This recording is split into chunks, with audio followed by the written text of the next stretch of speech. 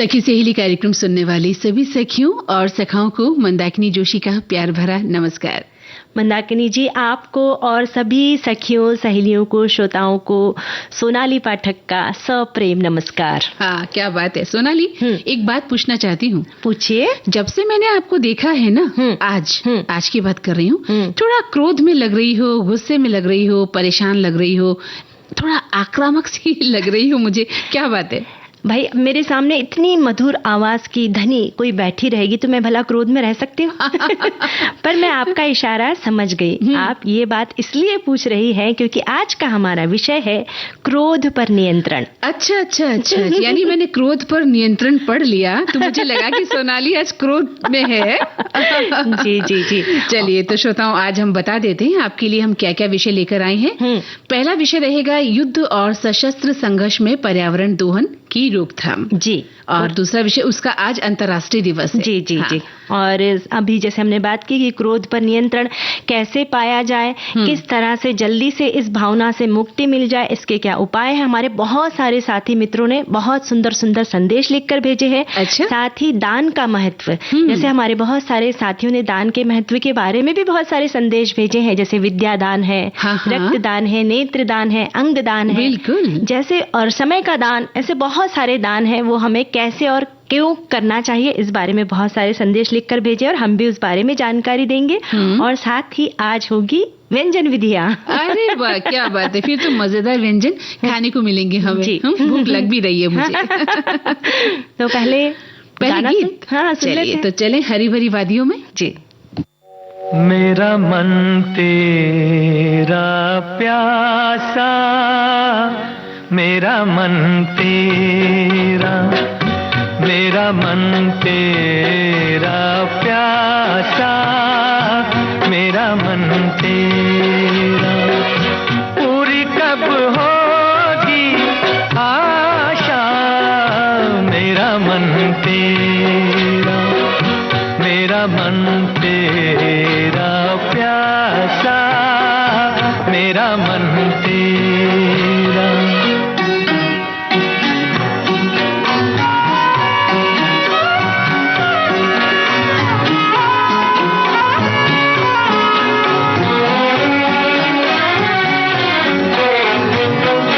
जब से मैंने देखा तुझे मेरा दिल नहीं रहा मेरा, दे दे अपना हाथ, मेरे हाथों में क्या जाए तेरा। जब से मैंने देखा तुझे मेरा दिल नहीं रहा मेरा, दे दे अपना हाथ, मेरे हाथों में क्या जाए तेरा।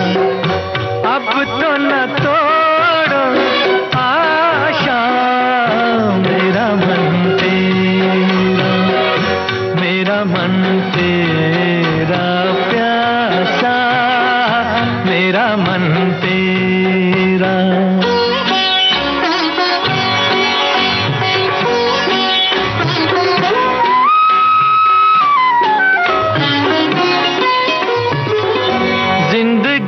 मेरी एक दाव तू है हार जीत मेरी, ऐसे वैसे कैसे भी तू खेल हमसे जैसी मर्जी तेरी।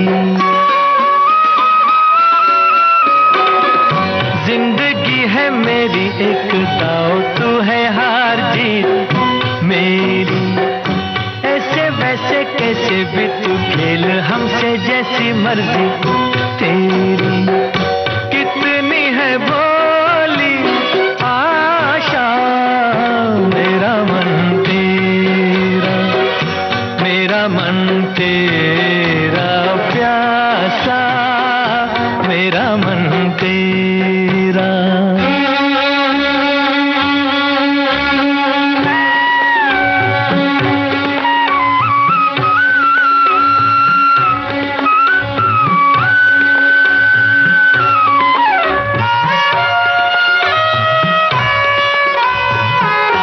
पता नहीं कौन हूँ मैं, क्या हूँ और कहाँ मुझे जाना, अपनी वो कहानी जो आ जानी हो के बन गई फसाना।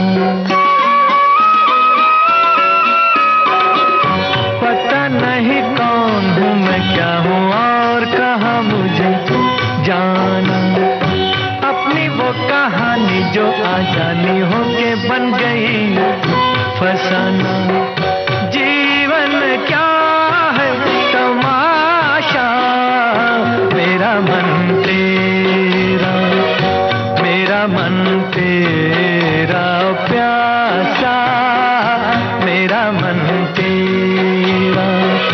पूरी कब होगी आशा, मेरा मन तेरा, मेरा मन तेरा प्यासा, मेरा मन तेरा। भाई सोनाली, मुझे लगता है कि मैं हरी भरी वादियों में शायद पहले चली गई, ज्यादा पहले चली गई। आपने तो ये बात प्यासा मन पर लाकर अटका दी है।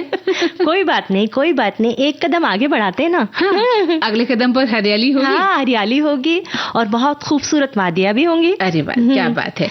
और जब बात हरियाली और वादियों की चलती है ना, तो ये लड़ाई झगड़े, युद्ध, संघर्ष बहुत बुरे लगने लगते हैं, बहुत तकलीफदायक लगते हैं ना। हाँ, बहुत ज्यादा। और सच कहते हैं कि अगर राष्ट्रीय और अंतर्राष्ट्रीय स्तर पर हम बात करें तो जब जब इस तरह की बातें हम सुनते हैं, पढ़ते हैं, देखते हैं कि युद्ध हो रहा है, संघर्ष हो रहा है दो देशों के बीच में, या किस तरह की तबाही हो रही है, तो मन बहुत विचलित हो जाता है और जिंदगी पर से जैसे विश्वास उठ जाता है। सुना बिल्कुल, एकदम से व्यथित हो जाता है। हाँ। और ऐसे लगता है कि बस वो टीवी बंद कर दो, न्यूज देखना ही नहीं। अगर हम देख नहीं सकते तो वहाँ उन लोगों के जीवन में जो समस्याएं आ रही होगी, बीत रहा होगा, कैसे बीत रही होगी उनकी जिंदगी, ये सोच सोच के हमारा रुआ रुआ कांप जाता है। बिल्कुल, दम घुटने लगता है। और इसलिए कई बार अखबार पढ़ने का मन नहीं करता है, क्योंकि सुबह उठते ही जब हम अखबार पढ़ते हैं या न्यूज देखते हैं तो इस तरह की जब खबरें हमें देखने को मिलती हैं, पढ़ने को, तो कितना मन खराब हो जाता है, व्यथित हो जाता है। उससे निकलने में फिर बहुत टाइम लगता है, मुझे तो तकलीफ होती है। तो चलिए थोड़ा सा इस दिशा में हम देखें कि आज जो खास दिवस है, युद्ध और सशस्त्र संघर्ष में पर्यावरण दोहन रोकथाम हेतु जो अंतर्राष्ट्रीय दिवस आज मना रहे हैं, ये क्या है और हम इसे क्यों मनाते हैं। जी, तो 5 नवंबर 2001 से संयुक्त राष्ट्र महासभा द्वारा इस दिन को मनाने की शुरुआत की गई। और युद्ध के कारण पर्यावरण को बहुत ज्यादा नुकसान होता है, इसलिए इस दिन को मनाने का उद्देश्य है। जी, बिल्कुल सही कहा, क्योंकि इस दिन को मनाने का उद्देश्य पर्यावरण शोषण को रोकना है, लोगों को इस ओर जागरूक करना है कि युद्ध के दौरान पानी, जंगल, जलवायु का कितना ज्यादा नुकसान होता है। और अगर इन बातों को अभी हमने नजरअंदाज किया तो आने वाली पीढ़ी के लिए एक बहुत ही गंभीर समस्या हो सकती है। युद्ध के विनाशकारी प्रभावों से पृथ्वी की सुरक्षा के प्रति प्रतिबद्धता दिखाने की हमें आवश्यकता है। हम सभी को इस दिवस की बहुत सारी शुभकामनाएं देते हैं। हाँ, बिल्कुल, शुभकामनाएं तभी लाभकारी होंगी जब हम ये समझ पाएंगे कि युद्ध और संघर्ष जो है वो अच्छा नहीं होता है, विनाश का कारण होता है। सशस्त्र जो संघर्ष किए जाते हैं वो कभी किसी को उन्नत नहीं कर पाते हैं। तो शुभकामनाएं तभी सफल होंगी जब हम अहिंसा की ओर लौटेंगे। हमारे महात्मा गांधी बापू ने जिस तरह से हमें सत्य और अहिंसा का पाठ पढ़ाया, उस ओर अगर हम लौटते हैं तो उन्होंने ये भी कहा कि हम प्रेम से पूरी दुनिया बदल सकते हैं, जहाँ युद्ध और संघर्ष की कोई जरूरत ही नहीं होती है ना सोनाली। और तो हमारे श्रोता भी लिख रहे हैं। क्या लिख रहे हैं बताओ जरा। सशस्त्र संघर्षों से अक्सर पर्यावरण का क्षरण या विनाश होता है, जिसके दीर्घकालिक प्रभाव प्रभावित आबादी की बढ़ती भेद्यता में योगदान करते हैं, जबकि अंतर्राष्ट्रीय कानून के कुछ नियम प्राकृतिक पर्यावरण को सुरक्षा प्रदान करते हैं और इससे होने वाले नुकसान को सीमित करने का प्रयास करते हैं।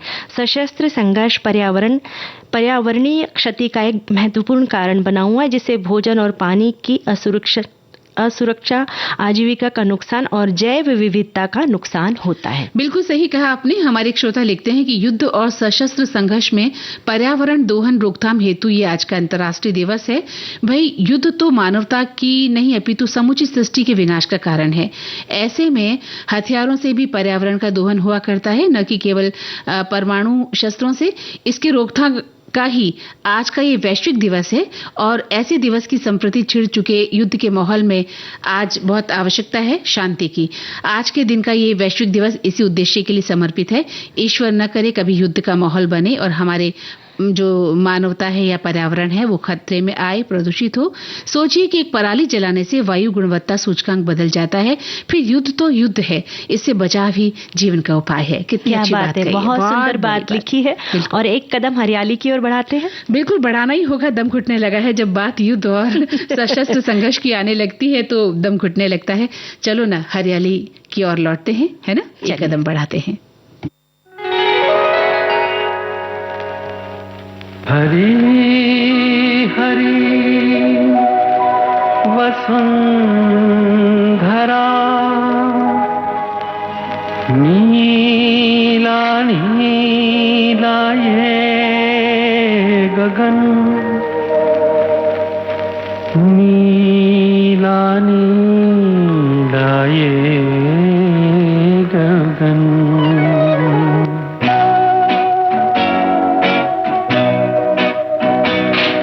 हरी हरी वसुंधरा पे नीला नीला ये गगन, कि जिस पे बादलों की पालकी उड़ा रहा पवन। दिशाएं देखो रंग भरी, दिशाएं देखो रंग भरी, चमक रही उमंग भरी। ये किसने फूल फूल पे, ये किसने फूल फूल पे किया सिंगार है। ये कौन चित्रकार है, ये कौन चित्रकार, ये कौन चित्रकार है, ये कौन चित्रकार है, ये कौन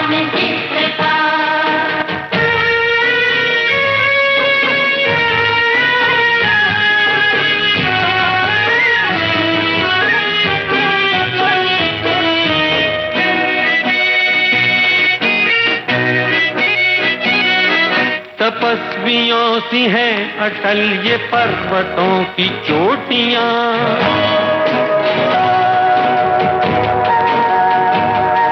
ये सर्प सी घुमेरदार घेरदार घाटियां।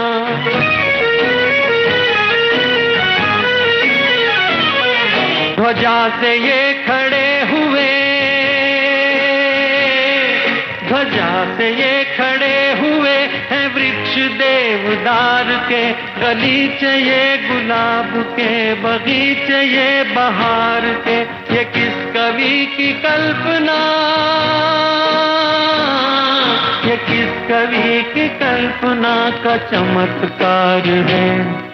ये कौन चित्रकार है, ये कौन चित्रकार, ये कौन चित्रकार है, ये कौन चित्रकार है, ये कौन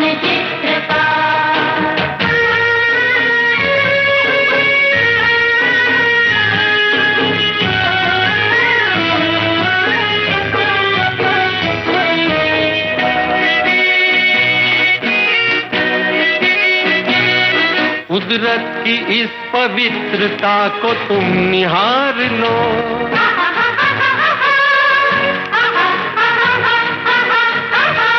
इसके गुणों को अपने मन में तुम उतार लो।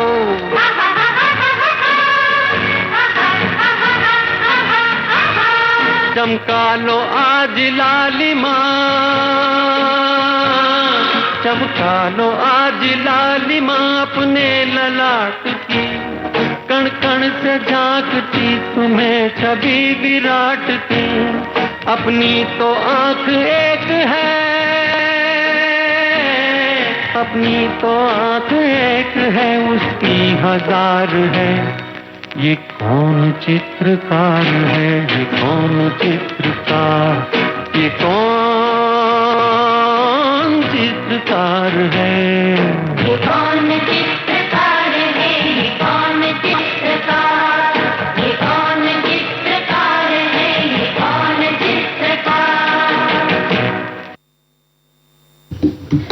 चलिए, तो आप वाकई हरी भरी वादियों में ले गई हैं और आपने इतनी खूबसूरत वादियों का जो रसास्वादन करवाया, वो और कितना सुकून की अनुभूति मिल रही है। बहुत बहुत सुकून। और जब जिंदगी में सुकून हो ना सोनाली, तो फिर हर काम करने में बड़ा ही आनंद आता है। बहुत आनंद आता है और एक अलग ही हमें ना खुशी महसूस होती है। हाँ, काम भी अच्छे से होता है। हम किसी के बारे में सोच पाते हैं, अपने बारे में सोच सकते हैं, दूसरों के बारे में, दूसरों की तकलीफों के बारे में सोच पाते हैं जी। दूसरों की हम हेल्प कर सकते हैं, उन्हें मदद कर सकते हैं। वरना अगर हम परेशान हैं और गुस्से में हैं और क्रोधित हैं, तो जाहिर है हम सिर्फ विनाश का ही कारण सोचते हैं, है ना, विनाश की वजह। एक बात से भी हमें खुशी मिलती है ना मंदाकिनी जी, कि जब हम दान करते हैं। हाँ, वही मैंने कहा कि जब हम सुकून में है ना, तो बहुत सारी चीजें सोच पाते हैं कि किसी को किस तरह की मदद चाहिए या हम किसी के लिए क्या कुछ कर सकते हैं। जी। तो बात आज चलेगी दान की, है ना। अब दान को लेकर क्या होता है कि अलग तरह की धारणा हमने बना रखी है कि हमने बहुत सारी चीजें दान कर दी, या हमें किसी ज्योतिष ने बता दिया, या कई धर्म ग्रंथों में या किसी में हमने पढ़ लिया कि ये दान करने से। लेकिन दान तो बहुत बड़े रूप में देखा जाता है, एक महादान, है ना। और ये दान आप अन्नदान के रूप में कर सकते हैं, आप विद्यादान के रूप में कर सकते हैं, आप रक्तदान, श्रमदान, नेत्रदान, और भी बहुत सारी तरीके से इस दान के महत्व को समझा जा सकता है। और दान करते वक्त ना इतना वो गुप्त रूप से हो कि हमारे एक हाथ की खबर दूसरे हाथ को ना हो। नहीं तो क्या होगा कि उसमें हमारे में अहंकार आ जाएगा कि लोग हमारे बारे में, अरे वाह इसने इतना बड़ा दान किया, तो हमें गर्व महसूस होगा कि देखो, अहंकार आ जाएगा कि मैंने दान किया। तो ऐसा ना हो, दान बिल्कुल गुप्त तरीके से हो। और दान जो है प्रत्येक व्यक्ति को अपने सामर्थ्य के अनुसार करना चाहिए। हाँ। और दान करते समय हम किस भाव से दान कर रहे हैं वो बहुत जरूरी होता है। जैसे आपने बताया कि दान के अनेक प्रकार है, तो सबसे महत्वपूर्ण यानी कह लीजिए अन्नदान है। जी। वैसे तो सारे ही दान बहुत महत्वपूर्ण है। हाँ। पर अगर कोई भूखा हो और उसे अगर हम अन्नदान करवाते हैं, खाना खिलाते हैं, तो जो है ये बहुत दिल से दुआएं देते हैं ना। बिल्कुल। और इसीलिए कई बार आपने देखा होगा कि तीज त्योहारों में, उत्सवों में, पर्वों में जो कुछ लोग हैं वो अन्नदान करते हैं, लोगों को खाना खिलाते हैं ना, जहाँ भूखे लोग जाकर खाना ग्रहण भी करते हैं। और एक बहुत बड़ा दान है ये। लेकिन वही बात की ये खबर दूसरे हाथ को नहीं होनी चाहिए। अगर आपने इसको फैला दिया कि मैंने इतने लोगों को आज खाना खिलाया, तो वो फिर दान नहीं हुआ, वो फिर आपका एक अलग किस्म का दिखावा हो गया। और दान शब्द ठीक है, बहुत खूबसूरत शब्द है, लेकिन आप इसको एक किसी की जरूरत को पूरा करने वाला समझे कि अगर आपने किसी को खाना खिलाया है या बहुत सारे लोगों को आपने अन्नदान दिया है, तो आपने एक बहुत बड़ा काम कर दिया है, कार्य किया। एक हमारे साथी लिखते हैं, सभी धर्मों में दान को सर्वश्रेष्ठ माना गया है। श्रमदान, अन्नदान या विद्यादान, अंगदान, दानवीर कर्ण मुनि दधीची निस्वार्थ भाव से अपने रक्षा कवच और अपनी अस्थि का उन्होंने दान किया था। हाँ, बिल्कुल। इन्होंने हमें पुराने दौर में ले चले हैं, जहाँ हम जानते थे कि हमारे ऋषि मुनि दान के महत्व को किस अर्थ में लेते थे। उन्होंने इसे वैज्ञानिक रूप में भी लिया, धार्मिक के साथ साथ वो वैज्ञानिक रूप से भी दान के महत्व को समझा करते थे और दान किया करते थे। तो कहते हैं कि दान एक हाथ से देने पर, हमारे श्रोता लिखते हैं कि दान एक हाथ से देने पर अनेक हाथों से लौटकर हमारे ही पास वापस आता है। बस शर्त यह है कि दान निस्वार्थ भाव से श्रद्धापूर्वक समाज की भलाई के लिए किया जाए। एक हमारे साथी ये भी लिखते हैं, दान करना एक महान गुण है जो हमें अनेक लाभ प्रदान करता है। दान करने से हमारे जीवन में सकारात्मक परिवर्तन आते हैं और समाज में भी इसका अच्छा प्रभाव पड़ता है। दान के महत्व के कुछ प्रमुख बिंदु है। समाज सेवा, दान करने से समाज के जरूरतमंद लोगों की मदद होती है, आत्म संतुष्टि मिलती है।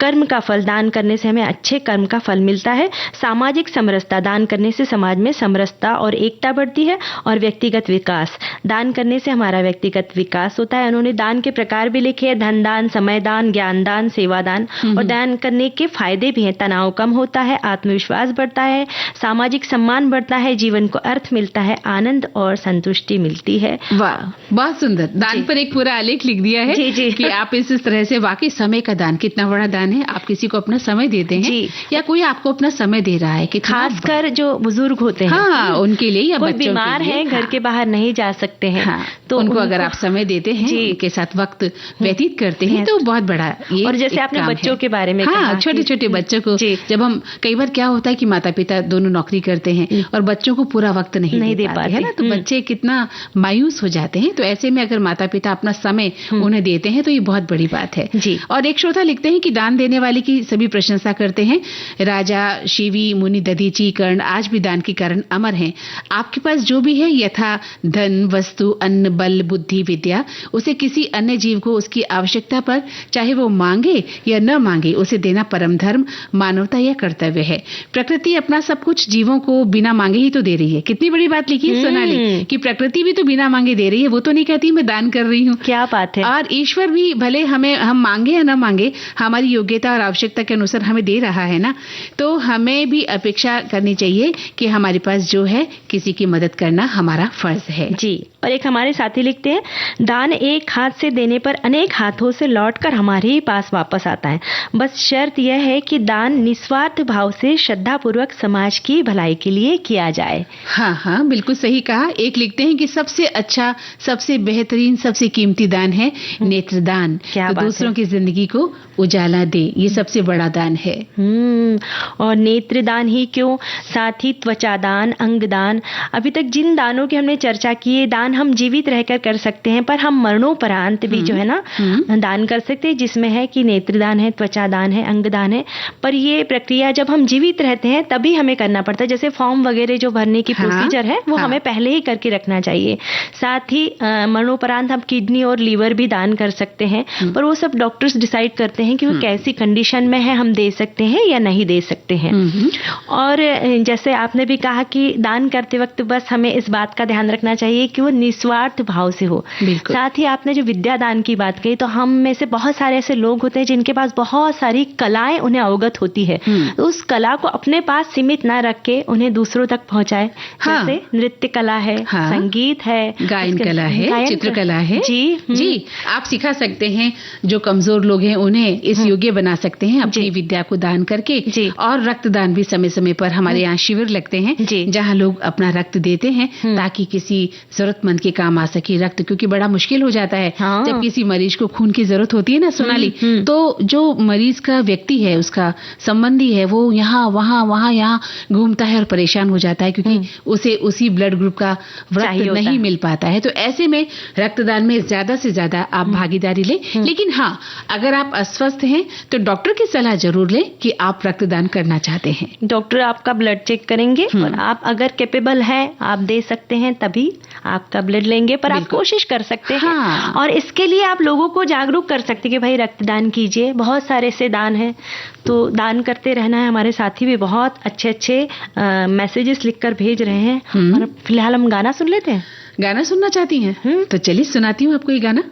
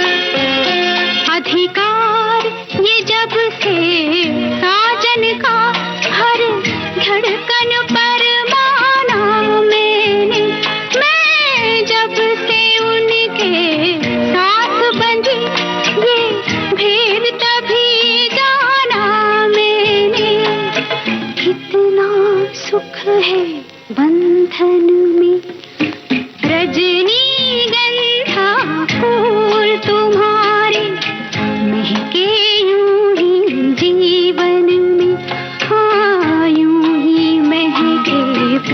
प्रीत पिया की मेरे अनुरागी मन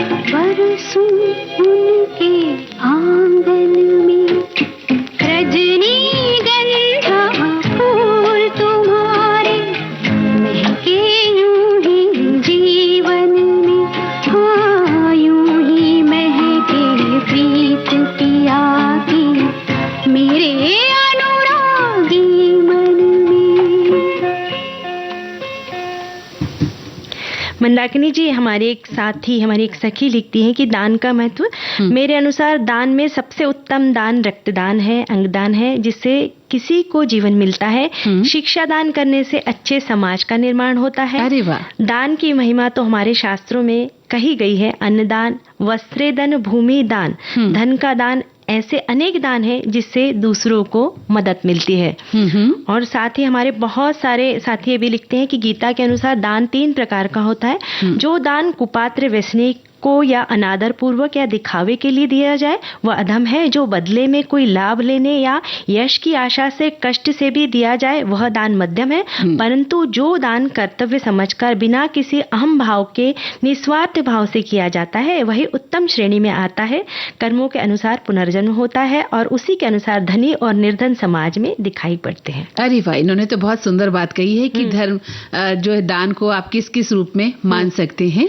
आगे भी लिखती है ये क्या? कि दान ईश्वर की प्रसन्नता में प्रमुख है। अतः ईश्वर की प्रसन्नता के लिए, अपने को उत्कृष्ट बनाने के लिए और समाज को सुचारू रूप से चलाने के लिए हमें जरूरतमंदों की सहायता करनी चाहिए। बहुत सुंदर विचार लिखे हैं आपने। हमारी जो भी सखी उन्हें हम धन्यवाद देना चाहते हैं। और एक अंतराल हमें सोनाली लेना होगा, लेकिन इस अंतराल से पहले मैं एक कार्यक्रम संबंधी एक निवेदन अपने सखियों से, सखाओं से करना चाहती हूँ कि आज शाम 4 बजे, अब से थोड़ी ही देर बाद में, आज के मेहमान इस कार्यक्रम में आप सुनेंगे लोक गायिका शारदा सिन्हा से की गई एक महत्वपूर्ण बातचीत। तो सुनना न भूलिएगा, शाम 4 बजे आज के मेहमान। और अब लेते हैं एक छोटा सा ब्रेक। हाँ।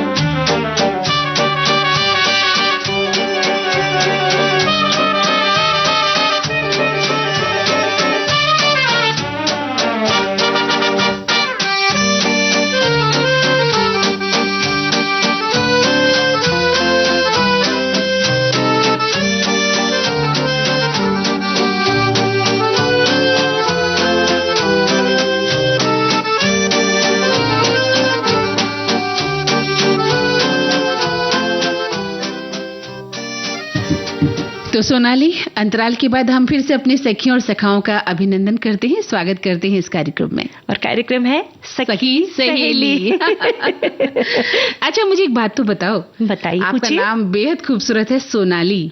तो इस नाम का अर्थ क्या होता है? इसका अर्थ है सोना, गोल्ड, सोना। अच्छा, मुझे लगा जागने सोने वाला यानी खूब सोया जाए। नहीं, इसका स्वर्ण, स्वर्ण। आपके कहने का मतलब आप स्वर्ण है, तभी आप चमक भी रही हैं स्वर्ण की तरह। मैं जब शुरू में आपसे मिली तो मुझे लगा था आप कहीं क्रोधित है, तो मेरा विचार गलत है, क्योंकि सोना तो चमकता है और झिलमिलाता है, वैसा लगता है आपका चेहरा। आपको पता है कि ये जो सोनाली है ना, वो किस देवी का नाम है? बताइए। मैं बताती हूँ आपको। सोनाली क्या है, एक बंगाली में इसे सुनहरा के लिए जाना जाता है, ठीक है। तो जो मूल रूप से संस्कृत के सुवर्ण यानी सुंदर रंग से निकला है, और ये बंगाली में देवी दुर्गा का नाम भी है। क्या बात है, क्या बात है। धन्यवाद आपने इतनी प्यारी जानकारी साझा करने के लिए। पर मैं से आपसे पूछूं कि मंदाकिनी नाम का क्या अर्थ है? मुझे तो बस एक ही मालूम है कि मंदाकिनी नदी है। लो, तो मैंने आपसे आपका नाम का अर्थ पूछा, तो आपने भी मेरे नाम का अर्थ जान लिया है। मंदाकिनी यानी गंगा नदी, जी, है ना। आकाश गंगा के रूप में भी हम इसे जानते हैं जी। तो नदियों की तरह नदियाँ जैसे खुशियाँ देती है, वैसे आप भी खुशियाँ देती हैं आपकी आवाज के माध्यम से, हंसने खिलखिलाने के माध्यम से। बिल्कुल। मुझे पता है खिलखिलाहट बहुत पसंद है सोनाली, और मुझे हंसने खिलखिलाने वाले लोग बहुत अच्छे लगते हैं, जो आपको हंसाते हैं, आपको है ना जी, खिलखिलाहट पैदा करते हैं। कहाँ मिलते हैं ऐसे लोग जो आपके चेहरे पर एक मुस्कान ला सकते हैं? बहुत कम लोग होते हैं, बहुत कम, वरना तो दुनिया में ऐसे लोग बहुत होते हैं जो हमें क्रोधित कर जाते हैं, रुला जाते हैं, दुखी कर जाते हैं, आपका दिल तोड़ जाते हैं, है ना, आपके ऊपर कुठाराघात कर देते हैं, न जाने क्या क्या। तो ऐसे लोगों से तो तौबा तौबा तौबा। और जो लोग आपको हंसाते हैं, आपके दिल में जगह बना लेते हैं, ऐसे लोग जो आपके लिए मुस्कुराते हैं, आपको मुस्कुराना सिखाते हैं, जी, है ना। तो ऐसे लोगों से तो, उनके साथ रहने से तो बहुत पसंद। ऐसे लोगों की संगत ना इत्र की तरह होती है ना, उनकी रूह भी महकते हैं और दूसरों को भी महका देते हैं। तो इसीलिए भाई क्रोध करना जो है बहुत बुरी बात है। तो आज से मैं और आप तो क्रोध थोड़ा सा कम कर देते हैं, भूल जाएं। वैसे क्रोध आना एक बहुत स्वाभाविक प्रक्रिया है, और यह एक जटिल मानवीय भावना भी है।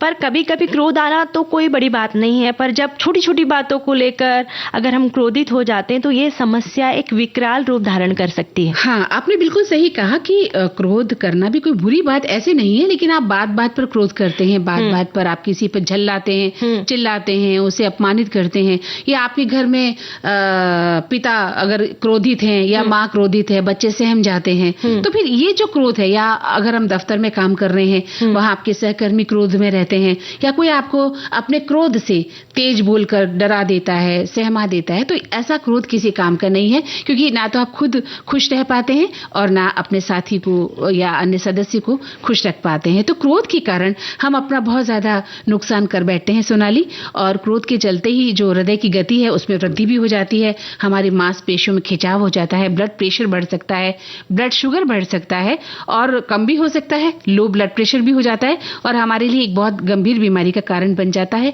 और एक सबसे बड़ी बात बताऊं, हम बहुत कुरूप लगने लगते हैं। हम तो कितने भी सुंदर हो, अगर हमारे चेहरे पर क्रोध है तो हम बदसूरत से लगने लगते हैं। उस वक्त अगर आईना देखे ना तो हम खुद को आईना देखना ही भूल जाए, इतने बुरे दिखते हैं। हम क्रोध करना भूल जाएंगे कि हम इतने बुरे लगते हैं, है ना, इतने बदसूरत से लगने लगते हैं।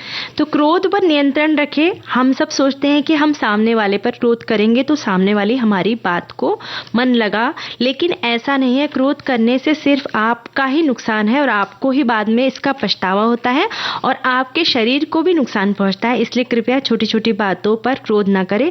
आजकल तो हम छोटी छोटी बातों पर क्रोध करके बैठ जाते हैं, वो बुलाकर बैठ जाते हैं। ऐसा नहीं करना चाहिए। हमारे एक साथी ने लिखा है मंदाकिनी जी। अच्छा। आपको लगा सडनली ऐसे कैसे बोलने लग गई? हाँ, मुझे लगा कि आपका सुर थोड़ा चेंज हो गया है। नहीं, बहुत सही लिखा है इन्होंने, बहुत सही बात कही है कि क्रोध करने से हमें कितना नुकसान रहता है, और हम क्रोध की जो नुकसान है, क्रोध के जो नुकसान है उसके बारे में जानते नहीं हैं और क्रोध कर बैठते हैं या अपनी आदत में क्रोध को शामिल कर लेते हैं। कुछ लोग ऐसा सोचते हैं कि क्रोध करने से सामने वाला डरा हुआ रहेगा या घर में अनुशासन रहेगा या बच्चे अनुशासित रहेंगे, पर ऐसा होता नहीं है। कुछ समय तक तो आपका क्रोध उन पर अपना प्रभाव डालता है, फिर धीरे धीरे वो क्रोध अपना प्रभाव छोड़ देता है और आप ही नुकसान में रहते हैं, और है ना, मन से भी उतर जाते हैं। बिल्कुल। तो हमारे श्रोता लिखते हैं कि क्रोध पर नियंत्रण करने का सबसे सरल और कामयाब तरीका यही है कि क्रोध आने पर स्वयं को संयमित रखिए, मौन रहिए। क्रोध के उस समय में ये दोनों बातें भविष्य में क्रोध से होने वाली कई हानियों से हमें बचा लेती हैं। हमारी एक साथी ये भी लिखते हैं कि किसी भी भावना को ज़रूरत से ज़्यादा जाहिर करना भी नुकसानदायक होता है।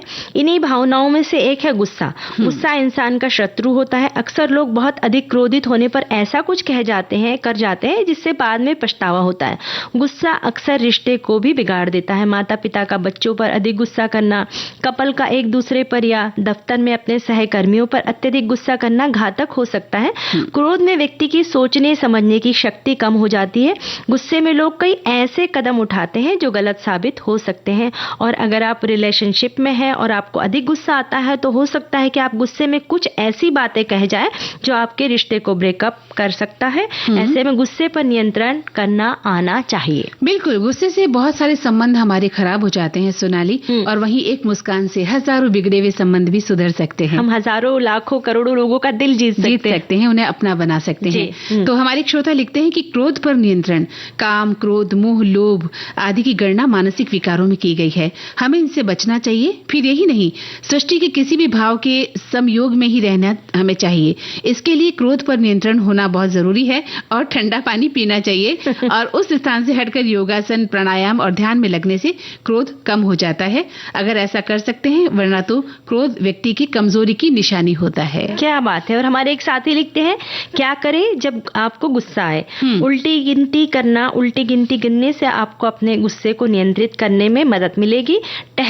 थोड़ा बहुत टहलकर आप अपने क्रोध पर अंकुश लगा सकते हैं। मेडिटेशन करें। मेडिटेशन का अभ्यास करने से गुस्सा कम होने में मदद मिलती है। गहरी सांस ले, संगीत सुने, चुप रहे और अच्छी नींद ले। पर उस वक्त जब हमें बहुत तेज क्रोध आता है ना, उस वक्त ये कुछ सोचता नहीं गिनती याद ही नहीं होती है। तो बस ये एक अच्छा उपाय है कि भाई उस जगह से निकल जाए जहां से आपको लड़ाई हो रही है या कुछ आप परेशान है, तो उस जगह को जल्दी से जल्दी छोड़ दीजिए। फिर आप खुले मैदान में चले जाइए। बस एक काम करें कि भाई गाड़ी वाड़ी ना चलाए। कोई ऐसा काम न करें जो क्रोध आपका ही नुकसान कर बैठे। वैसे देखा जाए सोनाली, क्रोध आ जाता है। जिंदगी में हजार ऐसी बातें आती हैं जब व्यक्ति न चाहते हुए भी क्रोध कर लेता है। लेकिन अगर उसकी आदत में है, आदतन वो क्रोध करता है, बात बात पर क्रोध करता है, झल्लाता है, चिल्लाता है, तो फिर वो उसकी कमजोरी हो जाती है ना। अच्छा देखिए, क्रोध से हटकर हमारे एक श्रोता ने कितना प्यारा संदेश लिखा है। लिखते हैं कि सखी सहेली के सभी श्रोताओं को, मंदाकिनी की और सोनाली जी को भी नमस्कार। और ये जोड़ी यानी आप और मुझे को एक साथ देखने के लिए मैं बहुत उत्साहित हूँ। कल मेरी तबीयत खराब थी और मेरे फोन में भी कुछ दिक्कत थी, इसके कारण मैं कल इतनी टिप्पणियां नहीं भेज पाई, लेकिन आज आपकी जोड़ी मुझे पसंद आई। क्या बात है, क्या बात है। थैंक यू, दिल से धन्यवाद। और इनके प्यार के कारण ही हम तो जो है खुश हमेशा हो जाते हैं। यहाँ आके तो खासकर हम बहुत खुश हो जाते हैं। हाँ बिल्कुल होते हैं, जब हमारे श्रोता हमें पसंद करते हैं और हमारे साथ वो शामिल हो जाते हैं अपने संदेशों के जरिए। एक हमारे साथी ये भी लिखते हैं कि क्रोध से ईर्ष्या, घृणा, दुर्भाव, बदले की भावना, विनाशक वृत्ति, अनियंत्रित विचार, मस्तिष्क पक्षाघात यानी ब्रेन पैरालिसिस और अस्थायी पागलपन उत्पन्न होते हैं, जिनमें से कोई भी भयंकर अपराधों का प्रेरक बन सकता है। यह सुख और शांति के लिए विष है। यह सोचने समझने की शक्ति के लिए विष है। क्रोध नासमझी का एक रूप है। दूसरों को क्रोध द्वारा जीतना मूर्खों का तरीका है, क्योंकि क्रोध शत्रु में और अधिक रोष उत्पन्न करता है तथा इस प्रकार उसे अधिक बलवान और शक्तिशाली शत्रु बनाता है। जी बिल्कुल सही लिख रहे हैं हमारे श्रोता। लगता है कि उन्हें पता है कि क्रोध आने पर उनके जीवन में क्या क्या नुकसान हुए होंगे। सोनाली, एक श्रोता लिखते हैं कि बार बार क्रोध आना ये मानसिक रोग है। कभी कभार क्रोध आना नैसर्गिक है, लेकिन हर बार ये क्रोध आना मानसिक असंतुलन को दर्शाता है। क्रोध से हम अपना ही नुकसान करते हैं। क्रोधी व्यक्ति से दोस्त, रिश्तेदार सभी किनारा कर लेते हैं और इससे अकेलापन आता है। फिर हम मानसिक रोगी बन जाते हैं। क्रोध पे तौबा रखना ये बहुत जरूरी है, मतलब उसको एक संयम में रहना बहुत जरूरी है। एक श्रोता लिखते हैं कि क्रोध वो जलता हुआ अंगारा है जिसे हम पकड़ते हैं तो पहले खुद जलते हैं, बाद में औरों को जलाते हैं, इसलिए क्रोध से बचना चाहिए। अपने से कमजोर व्यक्ति या फिर बच्चों पर ही हम क्रोध करते हैं जो हमारा प्रतिकार नहीं कर सकते हैं। जब हमारी कोई इच्छा पूरी नहीं होती तभी क्रोध आता है। क्रोध रूपी अंगारे से बचने के लिए हमें शांत रहने की जरूरत है। शांति मन में होनी चाहिए। इसके लिए अपेक्षाएं, उम्मीदें थोड़ा कम करें, तभी इस पर नियंत्रण कर सकते हैं। और ध्यान सबसे सहायक विधि है क्रोध पर नियंत्रण करने के लिए। क्या बात है। हमारे सभी साथियों ने एक से बढ़कर एक बहुत सुंदर उपाय बताए हैं। बहुत अच्छी बातें बताई है। आप गाना सुन लेते हैं? गाना सुन लेते हैं, लेकिन एक जो संदेश है उसे पढ़ने का मेरा मन और अच्छा, है। पढ़ लीजिए। हाँ, वो लिखते हैं कि क्रोध एक क्षणिक पागलपन है और ये व्यक्ति विशेष से अलग अलग कम या तेज हो सकता है। कहते हैं कि क्रोध को जीतने के कई उपाय होते हैं। अपने पर ही पहले कंट्रोल नहीं होता तो जल्दी क्रोध का शिकार हो जाते हैं, और जो व्यक्ति थोड़ा बहुत सब्र से काम लेते हैं वे कंट्रोल कर भी लेते हैं। अगर किसी की कोई बात बर्दाश्त नहीं हो रही हो तो उस व्यक्ति को थोड़ा रुक कर आंखें बंद करके 10 तक अच्छा गिने और क्रोध का वेग कुछ कम करें। क्रोध से पहले अपने को नुकसान होता है, बाद में दूसरे को। जब क्रोध कंट्रोल नहीं होता तो फिर डॉक्टर की मदद लें या काउंसलर की मदद लेनी जरूरी है। क्या बात है, बहुत बहुत सुंदर उपाय आपने बताए। जी बिल्कुल। और अब सुन लेते हैं गीत, ताकि हम थोड़ा सा और सुकून की दुनिया में चले जाएं। जी। जरा ठहरो, जरा ठहरो, सदा मेरे दिल की जरा सुनते जाना। खुली पलक में झूठा गुस्सा, बंद पलक में प्यार, जीना भी मुश्किल, मरना भी मुश्किल। आँखों में इकरार की झलकी, होठों पे इनकार, जीना भी मुश्किल, होए मरना भी मुश्किल। खुली पलक में झूठा गुस्सा, बंद पलक में प्यार, जीना भी मुश्किल है, मरना भी मुश्किल।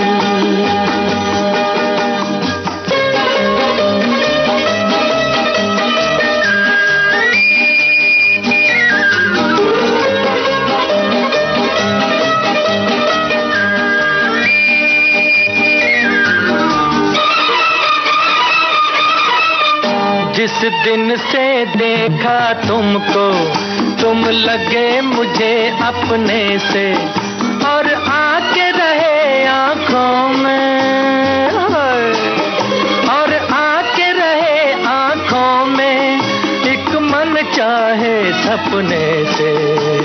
समझ न आए क्या जीता मैं और गया क्या हार, जीना भी मुश्किल, मरना भी मुश्किल।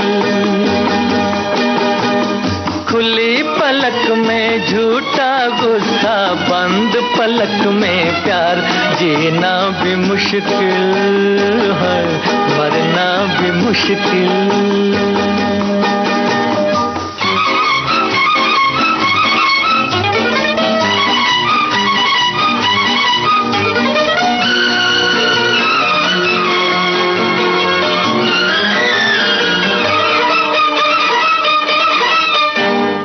प्यार छुपा के हारे, मैं प्यार जता के हारा। अब तो सारी दुनिया पे हो, अब तो सारी दुनिया पे जाहिर है हाल हमारा। पहुँच के इस मंजिल पे लौटना अब तो है दुश्वार, जीना भी मुश्किल, मरना भी मुश्किल।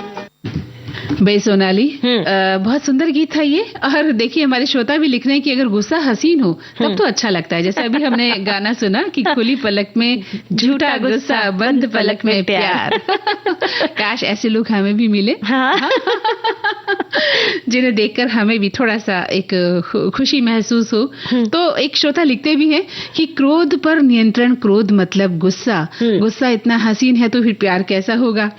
तो गुस्सा हसीन हो तब तक तो ठीक है, लेकिन उग्र हो तो व्यक्ति को संभाल लेना भाई कठिन हो सकता है, और इस कठिन को हसीन बनना आसान है। इसके लिए आप विविध भारती से जुड़ते रहिए। अच्छा, मन भावन गीत सुनकर गुस्सा सितार के तार की तरह तार तार हो जाता है। क्या बात है।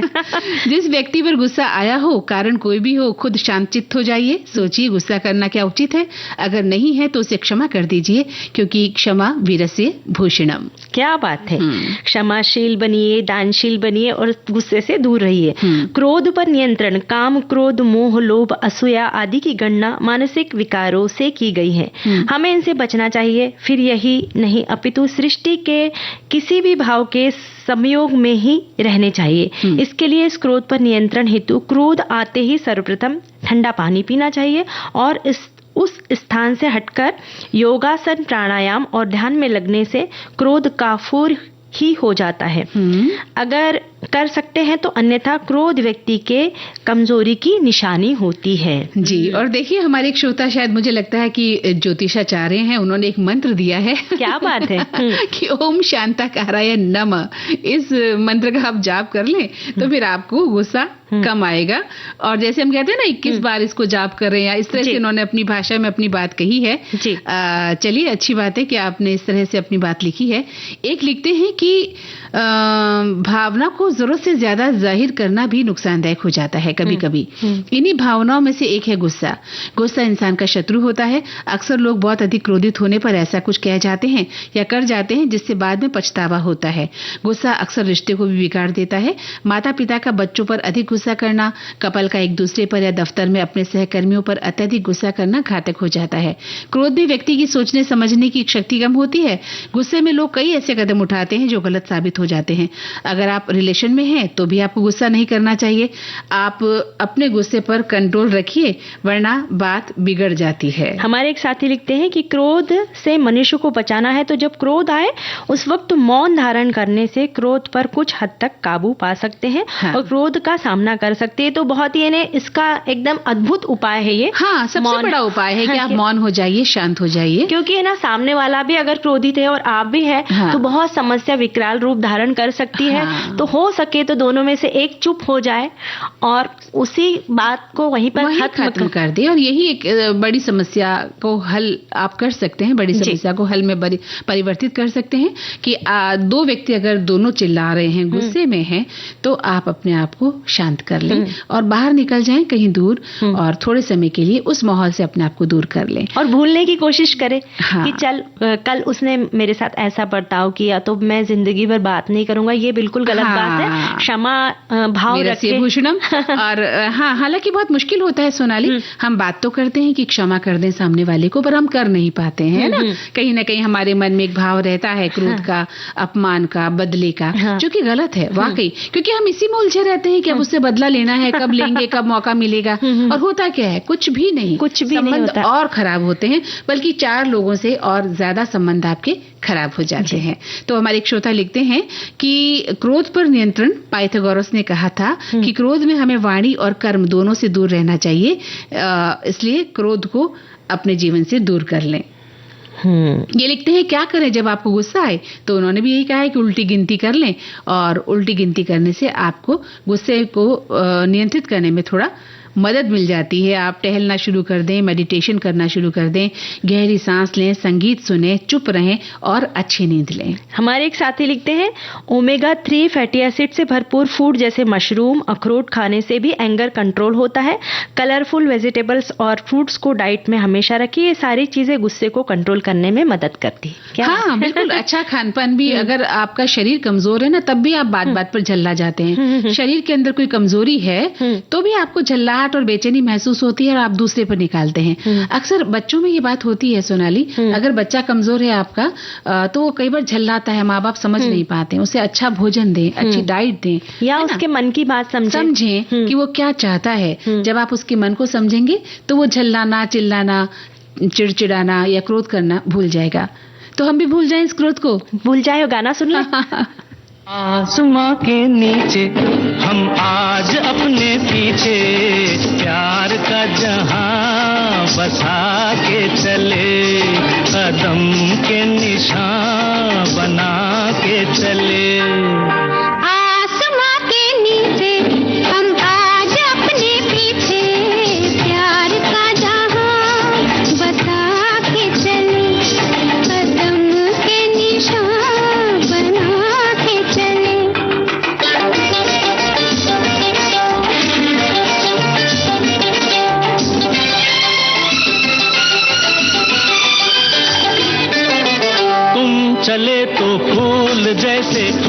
आंचल के रंग से सज गई राहें, सज गई राहें।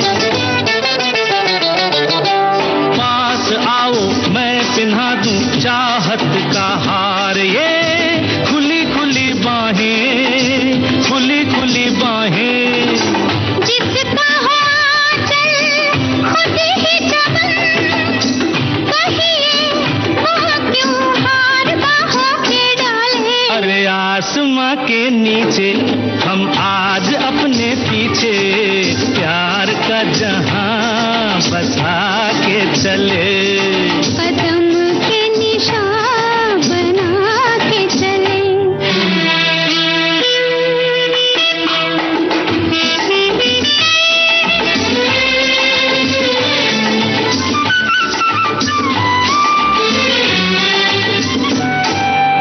बोलती है आज आँखें कुछ भी न आज तुम, कहने दो हमको, कहने दो हमको।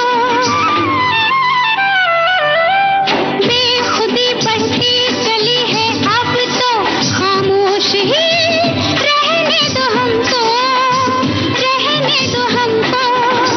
एक बार मेरे लिए कह दो खन के लाल होठों के प्याले। आसमां के नीचे हम आज अपने पीछे प्यार का जहां बसा के चले। कदम के निशान बना के चले।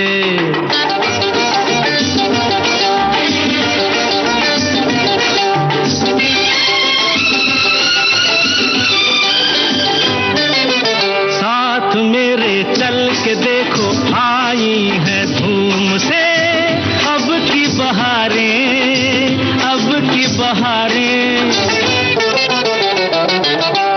हर गली हर मोड़ पे वो दोनों के नाम से हमको पुकारें, तुमको पुकारें। कह दो बहारों से आई है, उन तक उठ कर हम नहीं जाने वाले। अरे आसमां के नीचे हम आज अपने पीछे प्यार का जहां बसा के चले। कदम के निशान बना के चले।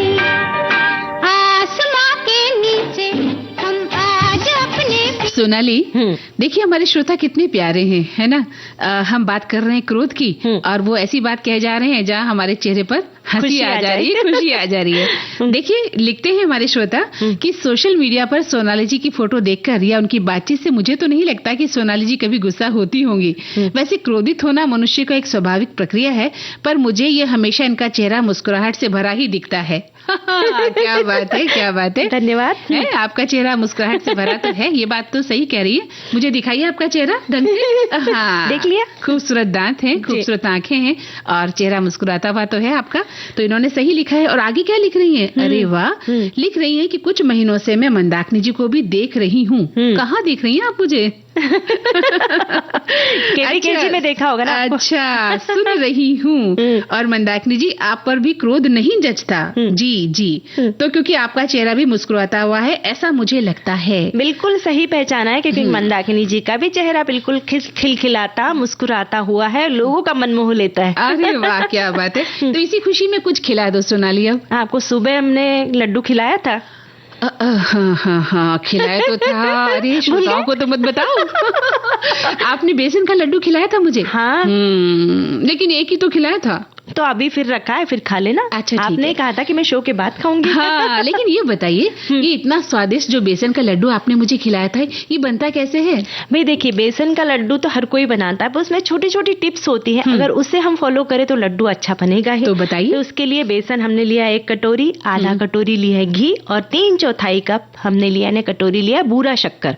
अच्छा, वो शक्कर भी घर पे बनाते हैं कि शक्कर में पानी डाल के उसे धीमी आंच पे उसे सुखाना है उसका पानी, और बिल्कुल धीमी आंच पे वो जब पानी सूख जाएगा तो उसकी शक्कर बन जाएगी। अच्छा। उसे बस मिक्सी में से थोड़ा सा चला लेना है।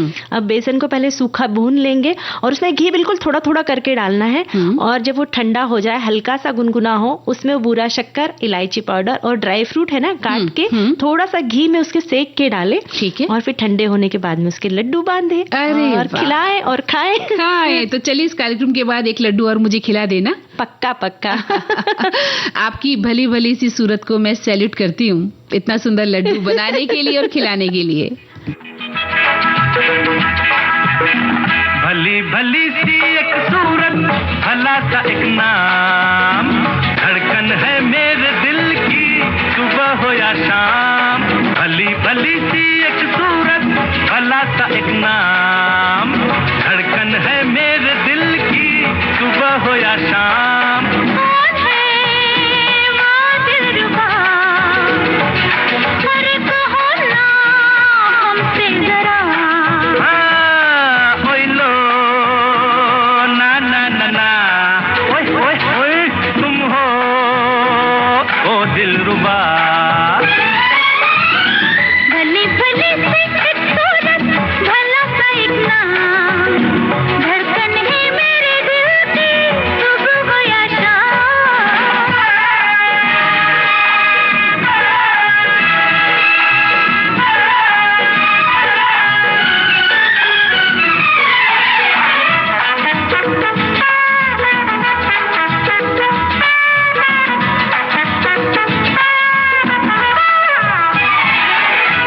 हुई मेरे भी जिया की चोरी। अच्छा अरे हाँ, उस चोर की शक्ल है गोरी। तो क्या हुआ? हो गया मिलना बहुत जरूरी। चल पगली। फिर सुनो तो आगे हमारी दिल की मजबूरी। तो वो जो मेरे करीब आया, ओहो, मेरे तन पे पड़ा जो साया, फिर क्या हुआ? यूं समझो ना गले लगाया। छी छी छी। तब से सोती हूँ जागती हूँ, लेके उसका नाम। कौन है वो दिलरुबा? तो सोनाली, हम अपनी सखियों और सखाओं से यही कहेंगे कि बस हंसते रहिए, मुस्कुराते रहिए, गाते रहिए, गुनगुनाते रहिए और जीवन का हर लम्हा जो है खूबसूरती के साथ एंजॉय करते रहिए। एंजॉय करिए, बिताते रहिए। तो इसी बात के साथ मंदाकिनी जोशी और सोनाली पाठक को दें इजाजत और नमस्कार। नमस्कार।